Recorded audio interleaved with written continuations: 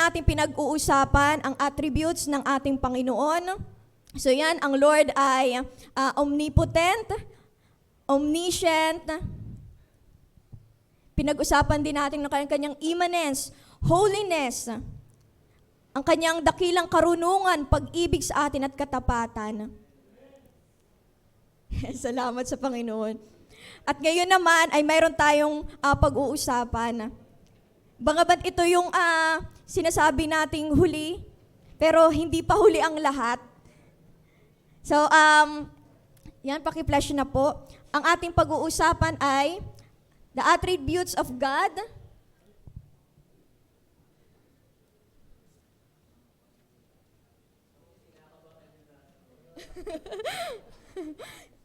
Ayan, attributes of God. God's self-existence, transcendence, and eternalness. So thank you sa Lord sa ganyang katangian niya na talagang lalong mas nagpakaba sa akin. Talagang sabi ko, Lord, nung maano ko ituturo ko na to, Lord, dakila ka.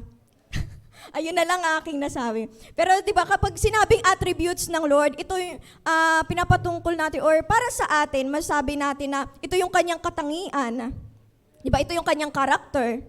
Kapag sinabi natin na God is love, so naranasan natin ang pag-ibig niya. Amen po ba?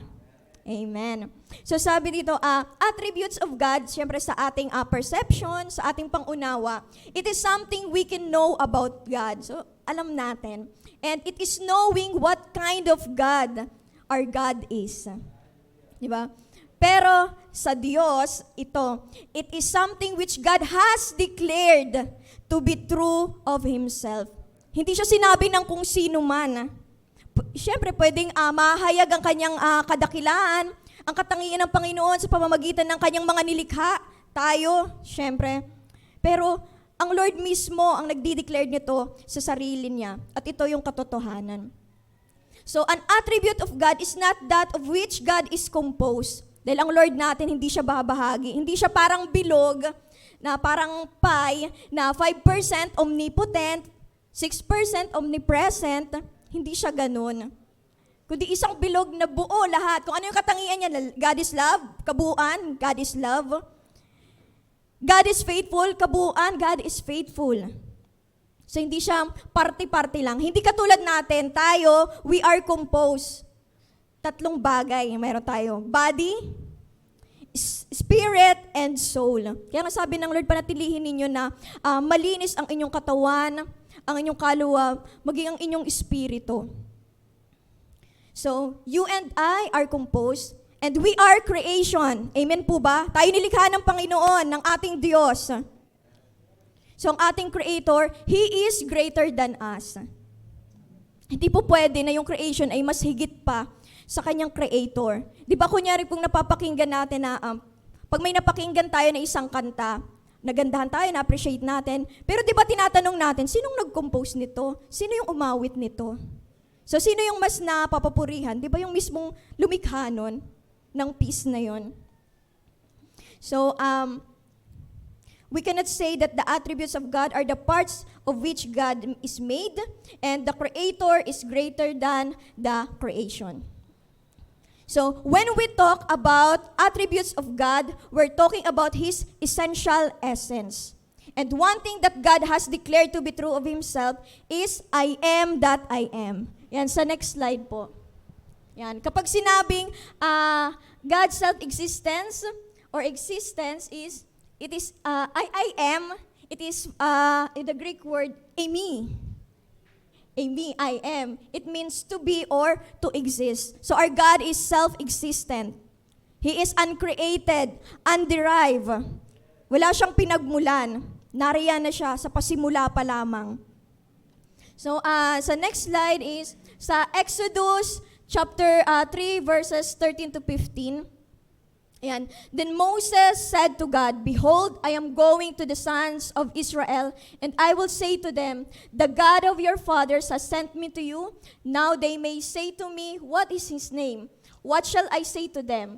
And God said to Moses, I am who I am. And he said, this is what you shall say to the sons of Israel. I am has sent me to you.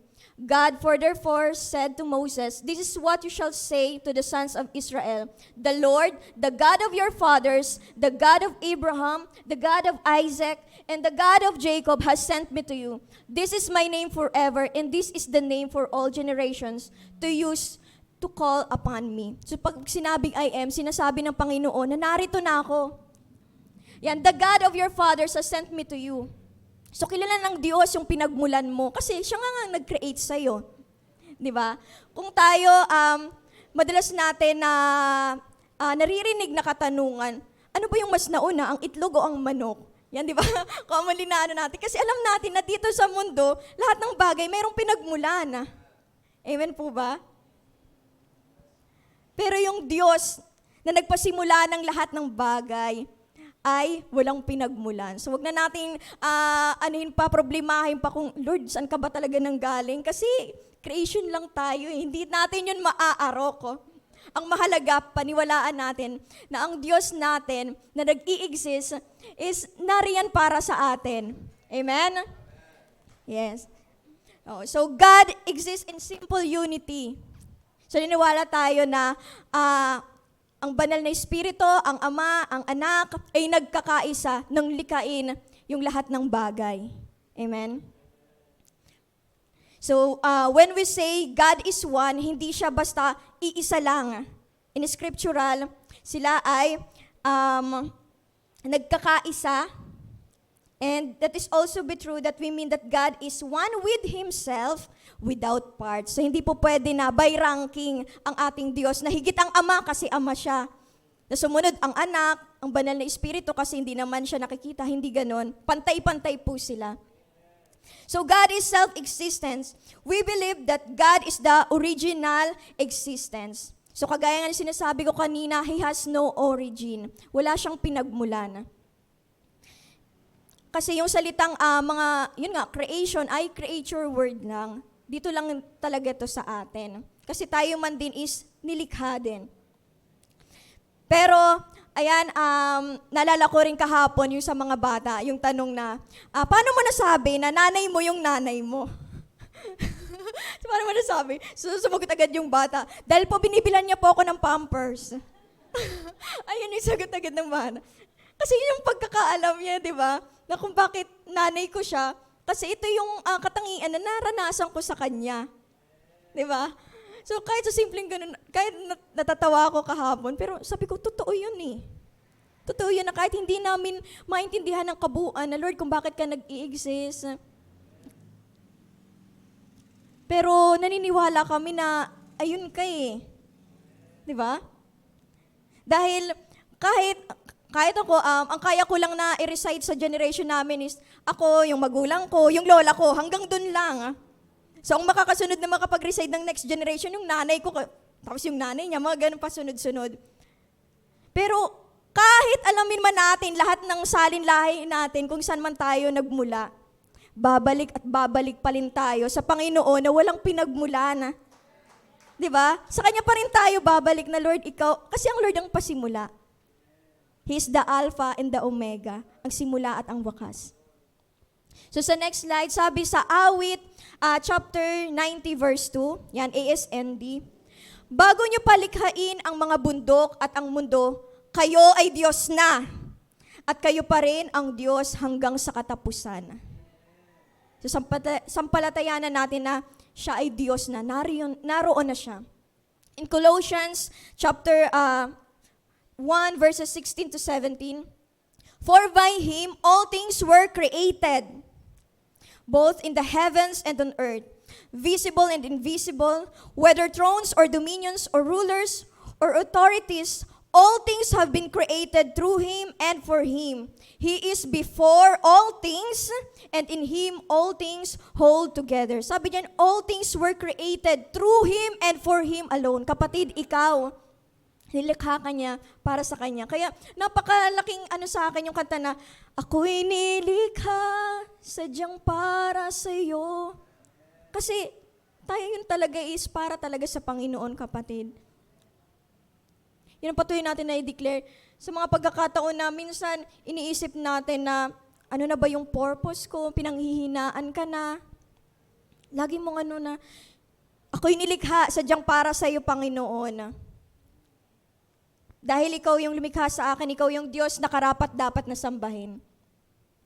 So, yan yung agad ang ating Panginoon. He is self-existence. He is underived, uncreated. At sumunod naman ay God's transcendence. So, kapag sinabing transcendence, yan, hyperbino, in Greek word, transcend. It means to rise above, superior, higit sa lahat, dakila, majesty. Ayan yung ibig sabihin ng transcends. So, ang halimbawa niyan ay parang nasa isa kang parada, habaan ng parada. So, kapag nandun ka mismo sa lugar ng parada, ang makikita mo lang ay yung bungad lang. Diba? Unless kung lalakad ka simula sa umpisa ng parada hanggang sa dulo, pero mapapagod ka. Pero ang Diyos natin, para siyang nakasakay sa helicopter, nasa taas, at kita niya yung kabuuan ng parada. So, ganun kadakila ang ating Panginoon. So, transcendence, it means to be above, to rise above. Ayan, superior. The transcendence of God, it pertains to the degree which God surpasses our finite human abilities to conceive and describe. So, ang transcendence, ang kadakilaan ng Panginoon, ay never natin na maaarok. So, God's transcendence, it refers to His greatness. Amen? To His majesty. Deals with His kingship. Dahil naniwala tayo, He's the King of kings and the Lord of lords. Amen? And nire-relate ang transcendence ng Panginoon, pagiging transcendent niya in His sovereignty. Amen. So, sa next slide, sabi sa Isaiah 55 verses 8 to 9. For my thoughts are not your thoughts, nor your ways my ways, declares the Lord. For as the heavens are higher than the earth, so are my ways higher than your ways, and my thoughts than your thoughts. God is above all else, not in a spatial sense. Kasi kaya na, masasabi lang natin na, Lord, higit ka. Kasi madidescribe lang natin na para kang kalangitan, kalawakan, na hindi namin maunawaan. Para kang kasing lalim ng dagat. Ganun lang natin madidescribe ang Lord. Pero higit pa dun, kapatid. So God's transcendence means that He can never be fully captured in human conceptualization. He is not limited to our understanding of Him. Amen. Thank you, Lord. Ibig sabihin, He is independent. Thank you, Lord. All things are upheld by His mighty power. The whole universe exists in Him and for Him, that He may receive glory, honor, and praise. So sabi nga sa Hebrew 1:3, siya ang makikita na nagniningning na kadakilaan ng Diyos. Siya ang ating Panginoong Jesus. So sa next slide, in Job 26, verse 14, maliit na bahagi lang ito ng kanyang kapangyarihan na hindi pa rin natin lubos na maunawaan. Sino kaya ang tatarok sa tunay niyang kadakilaan? So yung nalalaman natin kung bakit nagagawa pa rin natin na sabihin na ang Lord para kang kalawakan, kasing lalim ng karagatan, ang iyong pangunawa. Kasi ang Lord pa rin yung nagpapaunawa nun sa atin, kapatid. Sabi nga, maliit na bahagi lang yun. So at least kahit may maliit na bahagi, meron tayong pangunawa sa ating Diyos. Kahit ganun siya kadakila na hindi natin fully maintindihan, pero pinapaunawa pa rin sa atin ng Diyos. Kaya nga nagkatawang-tawang ating Panginoong Hesus para maunawaan natin siya, maunawaan niya tayo. Ganyang kadakilang ating Panginoon. At sa awit 145 verse 3, dakila ka Yahweh at karapat dapat na ikay purihin. Kadakilaan mo'y tunay na mahirap naming unawain. So more on talaga siya sa pangunawa. Pero sa susunod, sa next slide ay God is eternal. Mas lalong hindi natin maunawaan pag sinabing eternal. Amen. Pag sinabi eternal, aionios. Eternal. It simply means without beginning and end. So eternity, it is the state of being eternal. So when God talks about Himself, that's what He means. The high and lofty one who exists eternally forever, a perpetuity, a world without end. So next slide, sabi diyan sa awit 90, verse 1 to 2. Panginoon, kayo ang aming tahanan mula pa noon. Bago niyo palikhain ang mga bundok at ang mundo, kayo ay Diyos na, at kayo pa rin ang Diyos hanggang sa katapusan. Sabi, kayo pa rin ang Diyos hanggang sa katapusan. Sa Kanya nagsimula, sa Kanya rin magtatapos. So yung iba, sinasabi nila na, bakit dinidescribe ng Lord sarili niya na parang siyang isang hill, mga ganun. Kasi sinasabi nila na lahat ng bagay dito sa mundo ay mapaparam. Kasi yun lang yung kayang unawain natin, kapatid eh. Diba? So ganun, dun pa rin papasok ang eternalness ng Panginoon sa kanyang pagiging independent. So nothing existed before God, and God needs absolutely nothing to exist in order to prove His divine nature. So minsan masakit yung katotohanan na kahit nariyan ka o wala ka, Diyos pa rin siya. Amen? Kasi sabi nga, God without man is still God. Amen? But man without God is nothing. Nandito ka man ngayon o wala ka, tuloy pa rin ang service. Masakit, no? Masakit. Pero mas maganda na narito ka para papurihan ng ating Diyos. Amen po ba? Yes, God. God has no beginning. Kasi yung oras ay never na may a-apply sa ating Panginoon. Di katulad natin, di ba may oras tayo? Ano bang oras ng pagising natin? 12 o'clock. Tanghali na. Di ba, minsan may tayo ng ina-apply sa ating oras. O, kunya, alas 6, ito po yung oras ng pagising ko. Mga gawain sa bahay. Pero yung Lord, hindi nakokontrol yung Lord ng oras. Kasi sa Kanya nagsimula yung oras. Di ba? And God has no past or future. Katulad natin. Masakit man yung nakaraan natin, pero pinangahawakan natin na ang Lord, siya yung magko-comfort sa atin, siya yung magmamahal sa atin. Kasi yung past and future is included pa rin yun, about pa rin yun sa time.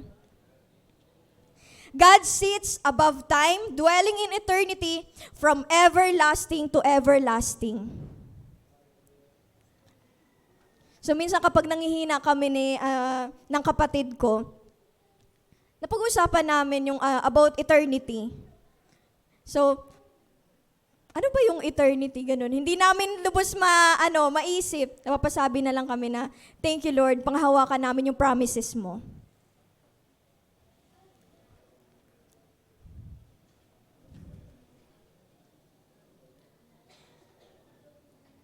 So ngayon kapatid, ang Diyos ay self-existence, He has no origin, He is transcendence, siya ay dakila, superior, He is eternal, He has no beginning and end. Pero, sumagi ba sa isip nyo, what if God is not self-existent? What if God is not transcendence? Or what if God is not eternal? So, mayroon lang ako i-share na tatlong bagay. If God is composed or created, yan di ba kasi self-existent, there is somebody created Him, merong lumikha sa Kanya, at merong higit sa Kanya. So kung ganun man, limitado siya. Hindi natin siya pwedeng asahan kung ganun. Kasi depende siya dun kung sino man yung lumikha sa Kanya. Di ba? If He is not transcendence or dakilang Lord, mananatili lang siya sa isang lugar katulad natin. At kung ang Lord ay hindi eternal, nagsisinungaling siya sa sinabi niya na pangako sa iyo na buhay na walang hanggan. Kasi hindi mo maibibigay yung bagay na wala ka.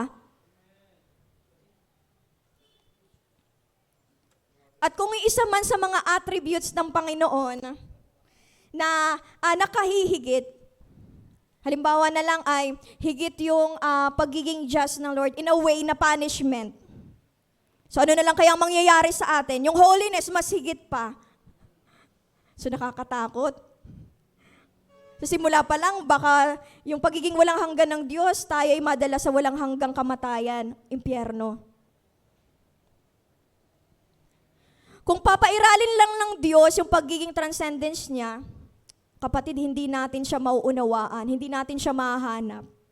Kasi yung pagiging immanent naman ng Lord, yun yung nagpapalapit naman natin sa Kanya, kung bakit naranasan natin yung pag-ibig niya, naranasan natin yung katapatan niya. Di ba, napaka-balance ng Lord, kaya hindi po pwede na lahat ng attributes niya ay pipiliin lang natin na, Lord, gusto ko loving ka lang. Gusto ko ikaw lang nagbibigay ng wisdom. Gusto ko ikaw lang yung nagpo-provide, ganito, ganyan.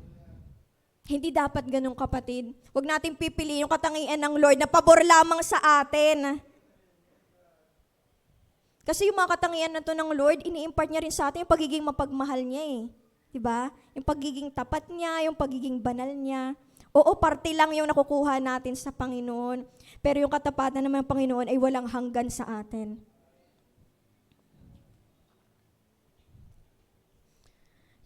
So, next slide. Ano ba yung mga rason? Ito, Isaiah 57, verse 15. Itong sinasabi ng kataas-taasang Diyos, ang banal na nabubuhay magpakailanman. Nakatira ako sa mataas at banal na lugar, pero nakatira rin akong kasama ng mga taong mapagpakumbaba at nagsisisi para sila ipalakasin ko. Kapatid, sinasabi ng Panginoon, kahit gaano man ako kadakila, lumapit ka sa akin. Papalakasin kita. Diba? Tapat ako na umiibig sa'yo. Next slide. Ano ba yung mga rason? Diba? Ano ba yung dating sa atin? So why it should matter for us that our God is self-existent, transcendent, and eternal? So unang-una, it is comforting that we pray to someone without weaknesses and fallibilities. Diba? Ang sarap pakinggan na ang Lord na nag-i-exist, oo, hindi natin siya nakikita, literal. Pero nakikinig siya sa ating mga panalangin. Alam natin na wala siyang kahinaan. Yung mga bagay na iniisip niya para sa akin at sa iyo ay pawang kabutihan. It gives us comfort. Comfort na hindi kayang ibigay ng mundo, di ba? Hindi natin lubos na maunawan, pero nararanasan natin. Kasi ang Lord na riyan eh, nag-i-exist siya. So we look forward to see Him face to face.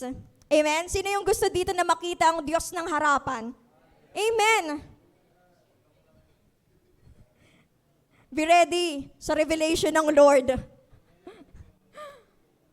So we see His transcendence in His redemptive love. Dito natin masasabi na, Lord, dakila ka kasi grabe yung pag-ibig mo. Paulit-ulit natin naririnig, no? John 3:16. For God so loved the world. Doon lang natin ma-express, so love. Dahil sa kanyang pag-ibig. We have a living hope that we already have an everlasting life through our Lord Jesus Christ. Naniniwala tayo, nananampalataya tayo na nang tinanggap natin ang Panginoong Jesus, meron tayong buhay na walang hanggan. Kasi yan naman yung layunin ng Ama eh. Nang makilala natin ang Panginoong Jesus at tayo ay magkaroon ng buhay na walang hanggan. It is wonderful thought that God already live all our tomorrow. Dahil walang hanggan ng Diyos, alam niya yung hinaharap mo. Niya na magtagumpay ka. Amen? Because our God is the same yesterday, today, and tomorrow. Amen. And He sustains everything. Ilan lang to sa mga bagay na kaya nating mga rason kung bakit naniniwala tayo, nananampalataya tayo na ang Diyos ay self-existence, He is transcendence and eternal. So ngayon, dahil nananampalataya tayo, ano ba yung response natin sa Lord? Ngayon na nalalaman natin na He is self-existent, He is transcendence, and He is eternal. Sa next slide po is reverence, kapatid. Reverence, kapag sinabing, feeling of deep respect and awe sa Panginoon. Malalim na pagrespeto sa Panginoon.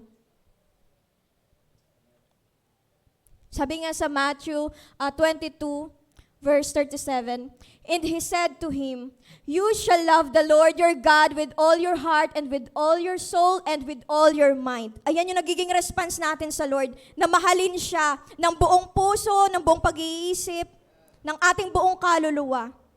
Kasi yan yung pinarana sa atin eh. Ibinigay ng Diyos sa atin. Hindi po pwede na parte-parte lang, di ba? Na Lord, dahil okay yung sitwasyon ko ngayon, mamahalin kita ngayon ng buo. Hindi ganun, kapatid. Kailangan buong puso, buong pag-iisip, buong lakas natin. At hindi lamang yung ginagawa natin dito sa church is, dito lang, manatili dito. Kahit saan tayo, kapatid, pwede nating ipakita or express yung love natin sa Lord. Kahit maging sa labas, sa ating pamilya, sa ating mga kaibigan, katrabaho, kaklase. So sa next slide is in John 4, John 4:23 to 24. But an hour is coming and now is when the true worshipers will worship the Father in spirit and in truth. For such people the Father seeks to be His worshipers. God is spirit, and those who worship Him must worship in spirit and in truth. So worship Him. Ayan yung response natin sa kadakilaan ng Diyos, sa pagiging walang hanggan niya. Sambahin siya sa espiritu at katotohanan. Worship is a lifestyle. Sabi nga nung Friday. Worship is our purpose. Ngayon na nalaman mo na dakila ang Diyos, di ka pa ba mapapasamba sa Kanya, mapapa-worship sa Kanya? And lastly, sa 1 Samuel chapter 12, verse 24, subalit matakot kayo kay Yahweh, manatili kayong tapat sa Kanya, paglingkuranin niyo siya ng buong puso at lagi ninyong alalahanin ang mga kabutihang ginawa niya sa inyo. Sabi, matakot kayo kay Yahweh. Hindi yung takot na takot ka lang dahil nakakatakot siya or baka maparusahan ka niya. Dahil nalaman mo na, Lord, eternal ka pala. So pwede ako maparusahan ng walang hanggan, nakakatakot. Hindi ganun, kapatid. Kaya ka natatakot dahil mayroong kang paggalang sa Kanya, sa kabanalan niya, sa kabutihan niya sa iyong buhay, sa pag-ibig niya na ipinaranas sa iyo. Sabi nga, manatili kayong tapat sa Kanya. So yan din ang pagiging response natin sa Lord. Manatiling tapat sa Kanya. Sa biyaya ng Panginoon, magagawa natin na maging tapat sa Kanya. Paglingkuran ninyo siya ng buong puso. Di ba dahil nakaranas tayo ng pag-ibig ng Diyos, ng kadakilaan ng Diyos na hindi natin ma-express. Parang sarap, di ba, na mag-serve sa Lord. Doon natin naman din na-express yung thankfulness natin, yung gratitude natin sa ginawa ng Diyos sa ating buhay. At sabi, lagi ninyong alalahanin ang mga kabutihang ginawa niya sa inyo. Ngayon, kapatid, alalahanin natin ang kabutihan na ginawa ng Diyos sa ating buhay. Sa Diyos na walang hanggan, na dakila sa lahat, inialay niya yung kanyang buhay para sa akin at sa iyo. Ngayon, alalahanan natin ang Diyos na nag-alay ng kanyang buhay, na dumanak ang kanyang dugo para sa kaligtasan ko at kaligtasan mo.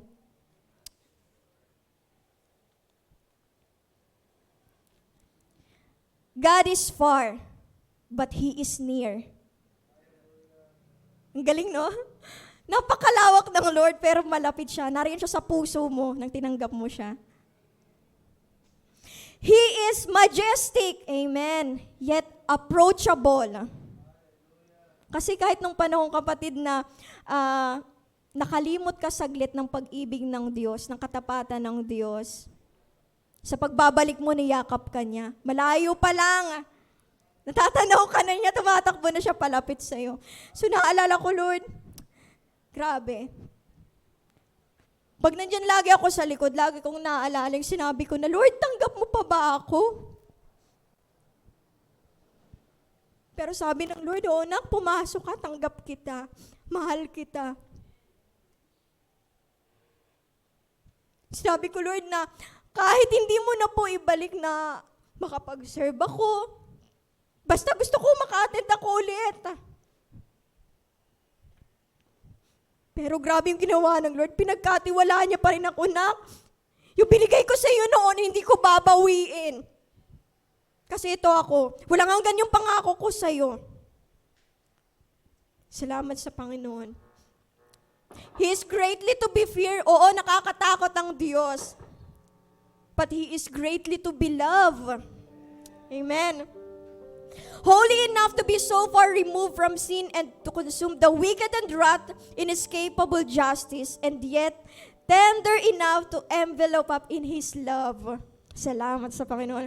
Powerful enough to keep the universe in its existence and to keep the innumerable stars in their courses, and yet intimate and gentle enough to know every hair of your head, on your head. Amen. God's uncreated quality of life, dahil self-existence ang Lord, He is transcendent, superior, and His eternal attribute also lead us to have hope, to dwell in His presence eternally, and see Him face to face. Tayo po tayo. Yes, God. Tunay nga, Lord, You are God alone. Dakila ka, Panginoon.